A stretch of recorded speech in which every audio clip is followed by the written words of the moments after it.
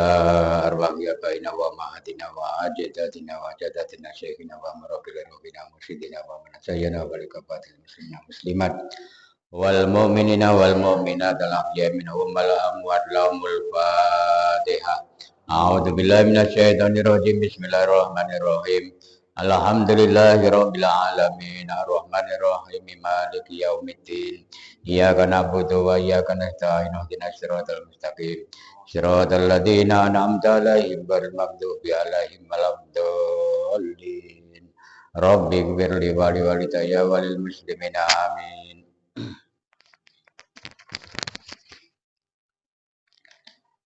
Datang sedaya jamaah salat subuh langkung-langkung datang Bapak Imam ingkang kawula mulyakaken saat enjang menika alhamdulillahirabbil alamin.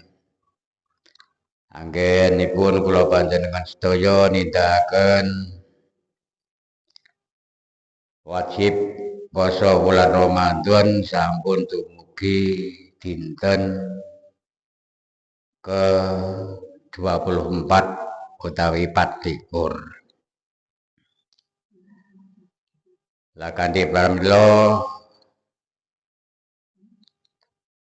monggo poso bulan Ramadan punika sareng-sareng dipun pertahanaken ngantos dumugi finalipun inggih punika ngantos dumugi malam riyaya Idul Fitri utawa poso ingkang terakhir. Keranten napa kathah-kathahipun punika ya ora akeh tapi kebanyakan kadang-kadang enten ingkang nekat poso nggarek sedelo nek cara niki insyaallah nek mboten 7 ya 6 dina malih. Sebab nguyak perkara sing arep gawe bodho. Nah, niku kadang-kadang wonten ngoyak sangke bodho iki kadang-kadang arep gawe nyandangi anak, nyandangi bojo durung ana. Arep gawe zakat fitrah kadang enten sing dereng wonten. Kadang-kadang damel ikramul dhaif kangge nyuguh tamu nalika bodho kadang-kadang dereng wonten. Niku kadang-kadang le ngoyak perkawis nek niate jane apik kanggo nafkah bojo, nafkah anak, ge nyandangi, ge makani gawe nyuguh tamu nalika bodho niku niate lak sae nggih. Niate sae. Ning kanthi niat sing sae ngoten niku nek mboten didasari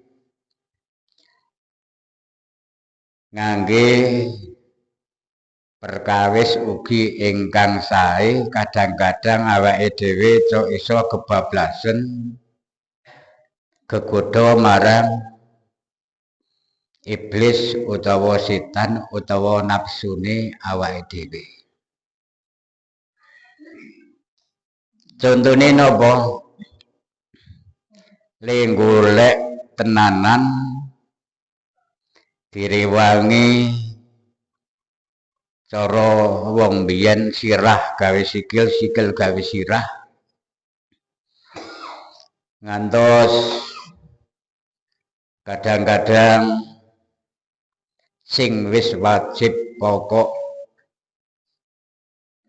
salat 5 wektu kadang-kadang wah kowe engko didobel nanggo nasar Nah, nek dhuwur kadang-kadang ngoten. Asar kadang-kadang wah engko wae mbek maghrib. Iki nyerempeng mek kembang nek cara sing kon kembang. Iki kembang kayak payu nek sing kon sayur ya kadang-kadang niki contoh. Salate kadang-kadang didobel-dobel. Ora pas wektune salat. Kadang-kadang rewangi ana sing kerja kadang-kadang lembur. Kadang-kadang ngepasi kadang-kadang ngecor dan niku mboro ngecor saking ora kuwate kadang-kadang wah iki nek jane ra kuat poso-poso kok ngecor umpamane ning piye wong kebutuhan bodo ya meh tekan akhirnya dikuat-kuatake terpaksa pertengahan ora kuat akhirnya mukah garis delohan niku mula sareng-sareng dipun jaga sing garis sedelo ya senajana golek keperluane kanggo keperluan Idul Fitri niku penting ning sing luwih penting sing wajib niku dijaga ngantos dumugi finalipun ingkang saterasipun kangge zakat fitrah niku panci niat niku paling penting padha-padha le nglakoni diniati karo ora niku beda contone napa niki nyuwun sewu sing wis dewasa niku kadang-kadang iso diarani duweni kewajiban atus wajib sing wis dewasa kadang-kadang duweni kewajiban atus wajib sebab nglakoni perkara sing kudu majibake atus niku padha-padha le ambyur banyu padha-padha le ambyur banyune ya meratani badan ning diniati krana ngilangi kadas gedhe karo ora diniati niku beda nek diniati berarti awake dhewe lek duweni kewajiban hadas gedhe niku didusi diniati ngilangi hadas gedhe niku berarti awake dhewe wis suci saka kadas gedhe ning nek ora diniati senajan ambyur bola bali niku ya entuke gursik tok kadase gedhe dereng ical niku masalah niat pentingipun lah kandhe pramila niki zakat fitrah zakat niku panci wajib bagi wong sing wis kuwasa zakat apa ana sing ra kuwasa ya ana mesti kok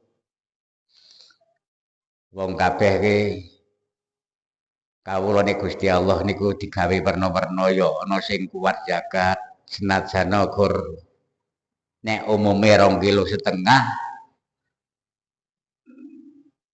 ana kalane nek diukur nggawa ukuran sing asli saka Mekah jarene cara Mbah Yasin Kyai Yasin Sumbung nika pas musyawarah tenggen kula ping 4 SK niku malah le ngandhakake 2 kilo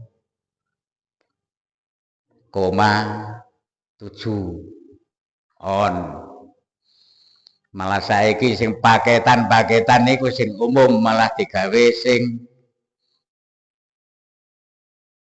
paling apik 2,8 niku monggo 2,8 niku maksude 2 kilo punjul 8 on ana sing ngoten paketan kan niku pun kathah sing ngoten niku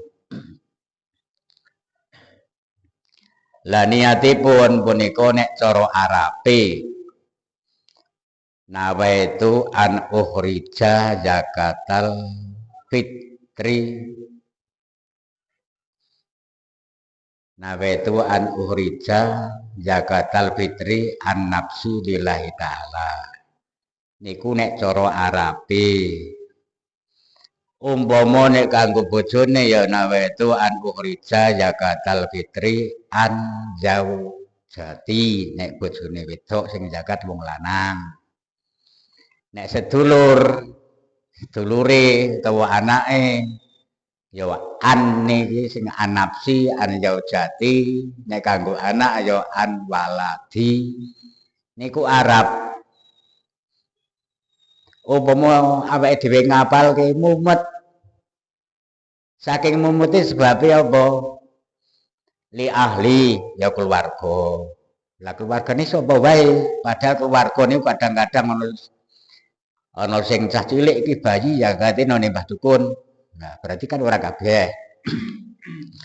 Mula gandengan nek ngapalake iki rekoso wong niat niku sing pokok utama sing niat kuwi paham apa sing dini yati. Lah wis kuwi. Awake dhewe ngapalake tenanan bahasa Arab kudune ning jebolane ora paham lak ora dadi melahan dadi sing pokok utama so awake dhewe wong Jawa ya cara Jawa ngono wae niat ingsun ngetokake zakat fitrah kangge awak kula lillahi ta'ala ngono wae engko nek apa kanggo bojone ya kadang-kadang lak ditakoni pira kanggo sapa. Lah kuwi kadang-kadang niat ingsun ngetokake zakat fitrah kangge kula, bojo kula, anak kula niki niku wis dadi cara Jawa awake dhewe ra rekoso ning paham malah dadi niku cara Jawa njero umpamane apa kudu diucapake. Lah iki apa kudu diucapake apa ora? Nek niat ki an-niyatu fil qalbi. Niat kuwi panggonane tenggen ati. Dadi ora kudu tutuke utawa cangkeme sampeyan iki ngucapake nawaitu utawa niat ingsun netokke zakat fitrah kangge kula anak kula. Niki bojo kula, apa bojone telu ya. Bojo kula niki malah mumet. Kadang-kadang isin. Lah niat kuwi nang nggon ati. Nah, sing penting bismillahirrahmanirrahim. Meneng ning atine niat. Niate cara Jawa awake dhewe pahame basa Jawa. Niki ngoten niku. Basa Jawa. Dadi niate niku tenggen ati. Termasuk niat zakat mal ya nanggon ati, niat ingsun ngetokake zakat mal ya bersihi kuwi apa ya? Nyuceni bondone sakjerone setahun kok wis tekan jatahe zakat. Nah niku diniati ya padha niat ingsun ngetokke zakat mal setahun kangge bondo-bondo kula kabeh umpamane lillahi ta'ala ngono wis dadi malahan. Cara Arab mumet awake dhewe wong Jawa kok. Niku. Lah ngopo kok semang kadang-kadang cangkeme semang niat bismillahirrahmanirrahim niat ingsun ngetokake zakat fitrah kanggene kadang-kadang dibatin dadi wae. Kangge kula, bojo kula, anak kula niki dibatin. Nek atine kuwi cok pas dolan niku disunatake, dilafalake, diucapake nggawa cangkem Iki sebabe nek atine cok dolan. Cok dolan ki piye kadang-kadang arep niat ingsun ngetoke zakat fitrah kadang-kadang atine kelingan iki mah tak tinggal mangkat nang masjid mau. Ana sing ketinggalan nang omah kae nang kono urung tak pernahake. Lah kuwi kadang-kadang atine diarani ati cok dolan niku ngoten niku. Mula disunatake diucapake nggawa cangkem. Paham ngene nggih? Pun. Ingkang saterusipun niki kula informasiaken awake dhewe urung tau weruh ning nggih krungu ning wajib percaya. Nggih punika wontenipun swarga. Gusti Allah gawe swarga siji ping kalihipun gawe neraka. Awake dhewe wong Islam kuwi mesti sing dijagakake ya ana kalane lewate ki lewat golek ridhone Gusti Allah ling ibadah. Ana kalane lewat ling ibadah niku diniati golek rahmat utawa kawelasane Gusti Allah. Intine finale lak njaluk swarga. Intine ning ora njaluk langsung njaluk swarga ya monggo upama njaluk ridhone Gusti Allah. Kanthi Gusti Allah ridho awake dhewe diridhoni terus dilebokake swarga dening Gusti Allah. Intine padha. Terus swarga niku dos pundi? Awake dhewe urung tahu dadi sampeyan umpama maido ora percaya ya monggo urung tahu rono urung tahu weruh tapi awake dhewe wajib percaya kuwi sebabe termasuk iman. Wonten ing kitab Riyadhus Shalihin hadis ingkang dipun riwayataken iki nomor 1889. Babe wonten ing bab gitu. Bab swarga. Wa an Abi Sa'idin wa Abi Hurairah radhiyallahu anhuma anna Rasulullah sallallahu alaihi wasallam idza dakhala ahlul jannah al jannata yunadi munadin. Hadis ingkang dipun riwayataken dhateng Abi Sa'id saha Abi Hurairah niki sahabate Kanjeng Nabi kabeh radhiyallahu anhuma. Kanjeng Nabi dawuh nalika ahli swarga mlebu nang swarga wis mlebu nang jero swarga iku yunadi undang-undang sapa munadin dat kang undang-undang. Nek kata-kata yunadi jero munadin niku berarti sing undang-undang Gusti Allah. Innalakum antah yau fala tamutu abadan.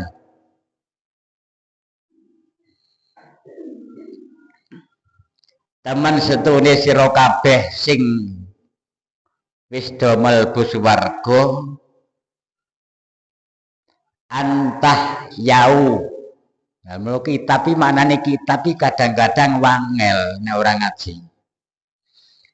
Nek zaman sakniki akeh-akeh nggawa jalan pintas Google. Teko dimaknani nggawa Google.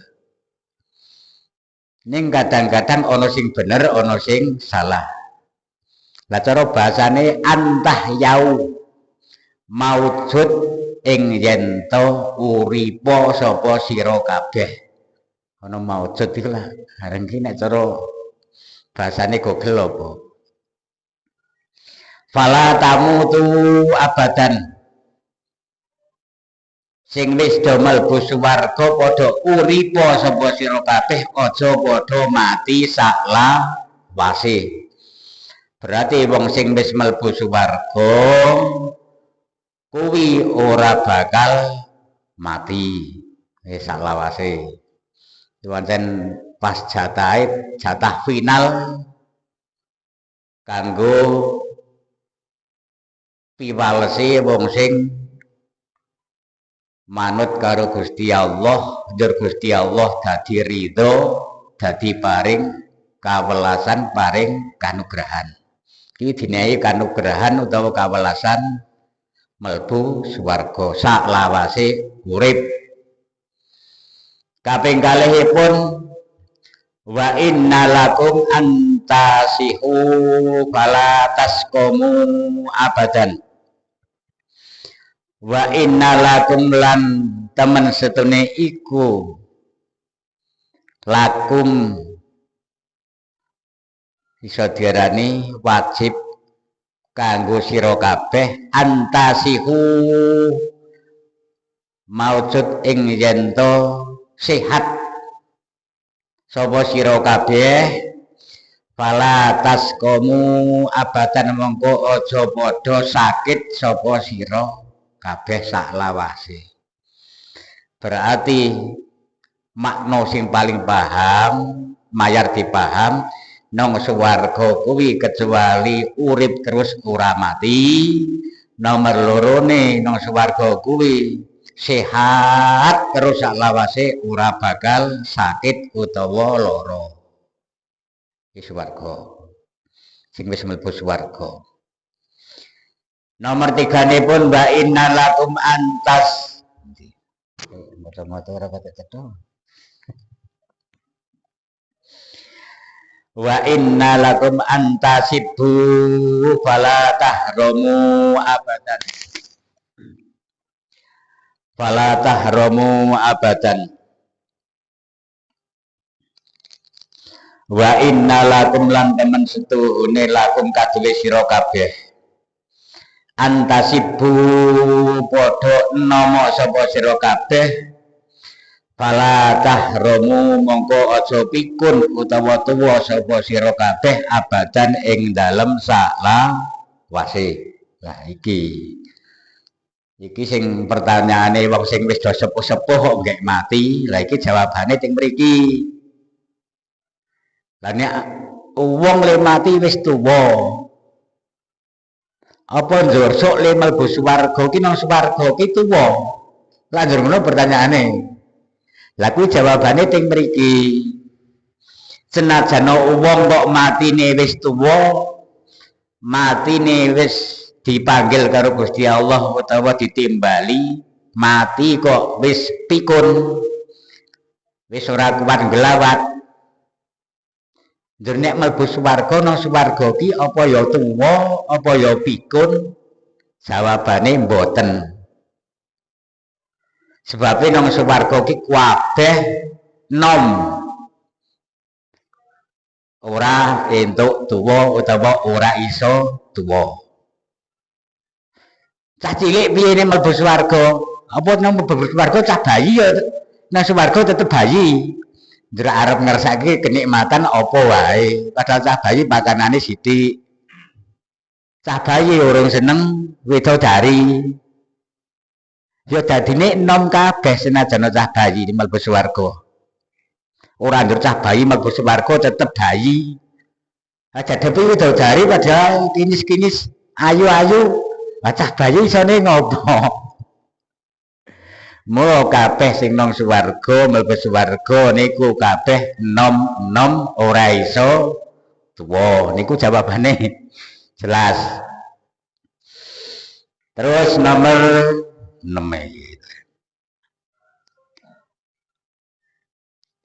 Nomor 6 wa innalakum antan imu fala tabasu abadan.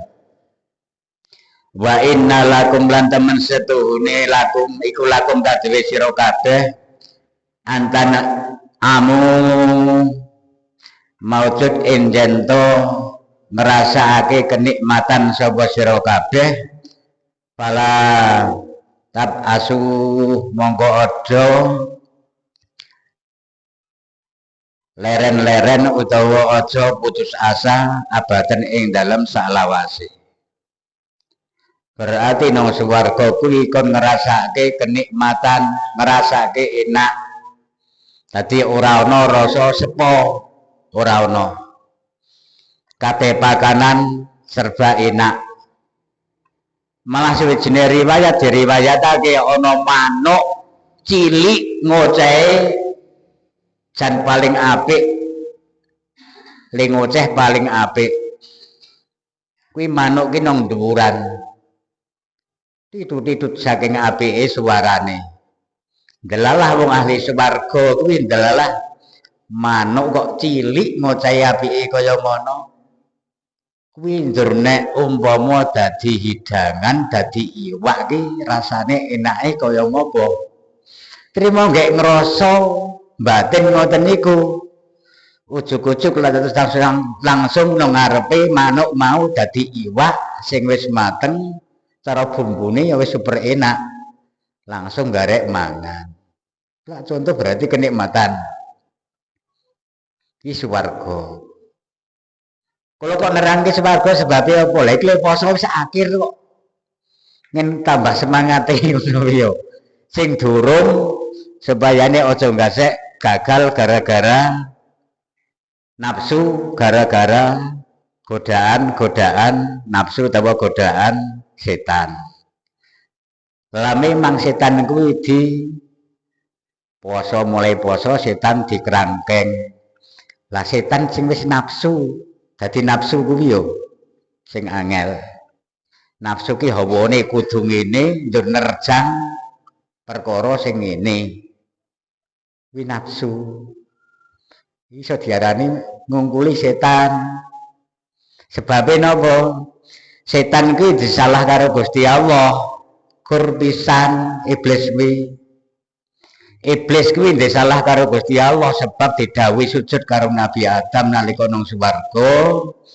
Tapi iblis merasa bangga, merasa sombong. Nabi Adam digawe saka lemah lempung cok didak-idak. Setan digawe saka geni, mula kon sujud ora gelem. Gara-gara ora gelem sujud kuwi dadi durhaka karo Gusti Allah. Ora manut karo Gusti Allah, terus ditokke saka swarga, diancam sok bakale dilebokake neraka jahanam. Leboke neraka. Iblis leboke neraka yo sanggup injih Gusti ning kula nyuwun izin selama teng alam donya kula mboten mati. Iblis ora mati. Ping pindhone nyuwun izin arep wong dendam. Dendam iki jane balane iblis jane. Arep nggodho anak turune Nabi Adam gosek tekan dina kiamat. Adigodho supayane dadi balan.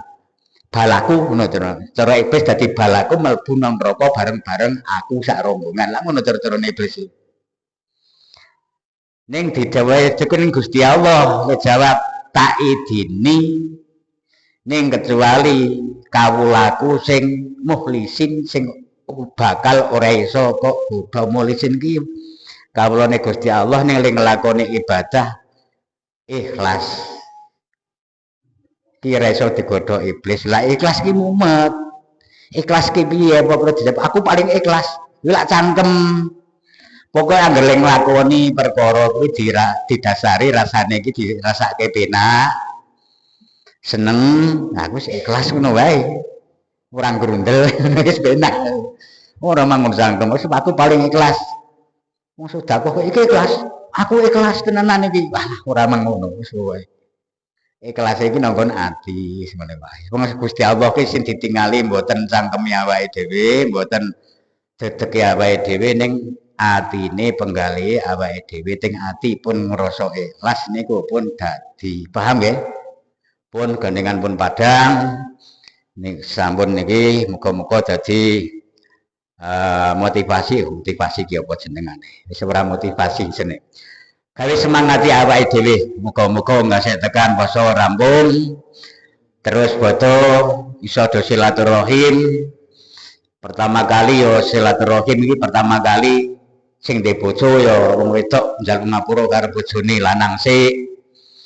Bar kuwi nang pinggire wis ngadep anak-anake. Dadi wong wedok ki nek mau bodho bar yaya aja lunga sik, aja nang saryang sik nek ndek bojo. Ijeh urip bojone. Dadi anake digiring, ayo sowan none Pakne. Lah Pakne wis linggih nang kursi ngono ya. Wah disowane bojone karo anake malah Pakne lunga rene-rene wis wae wah kewang. Pakne siap nang kursi. Lah terus bojone utawa makne, mbokne, ibune, makmine jawab saiki panggilane werna-werna. Anake dijak senajan anake jek cilik ya mbek diban utawa di bopong. Nah terus matur karo bapakne utawa garwane. Nek matur niki wong wedok nek iso bahasane iki aja pak ngono ya. Wong lanang gak jelas senenge milih diundang karo wong wedok bojone sing diundang Mas, yo Mas teh. Wah aku mbiyen yo Mas kok. Mas sowan kula saha anak kula lak ngono to. Dateng Mas sadurunge setahun. Kula mboten saged bektosi dateng Mas. Lah kula nyuwun ageng pangapunten, nyuwun halalipun saha nyuwun tambahi donga pangestu ya ngono. Pak Pakne kula oleh iso digawe sing apik kula mesti bahasane ngono ya. Mbok niku tak kira ki senajan bahasane apik, biasane sampeyan nek ngundang Pak ning wektu kuwi ngundang Mas. Tak kira sampeyan ora guyu, ora kepingkel-pingkel.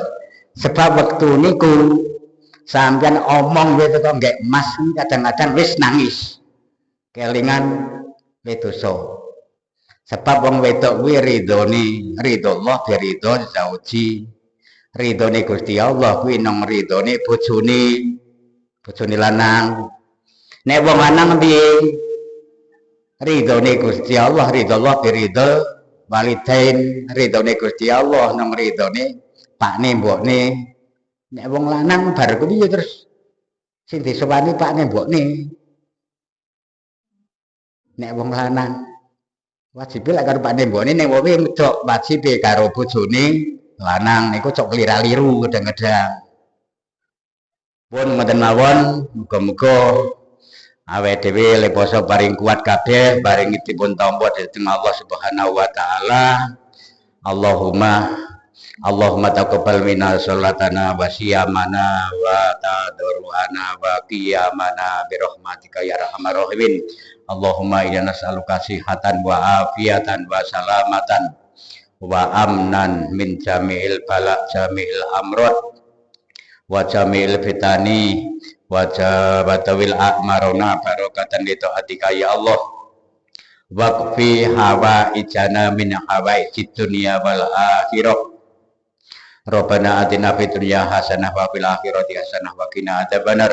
Wa sallallahu ala sayyidina Muhammadin wa alihi washabihi wasallam. Alhamdulillahirabbil alamin. Kirang langkungipun mulai awal Ramadan pikatut jatah ngantos punika nyuwun ageng pangapunten. Kula pungkasi wassalamualaikum warahmatullahi wabarakatuh.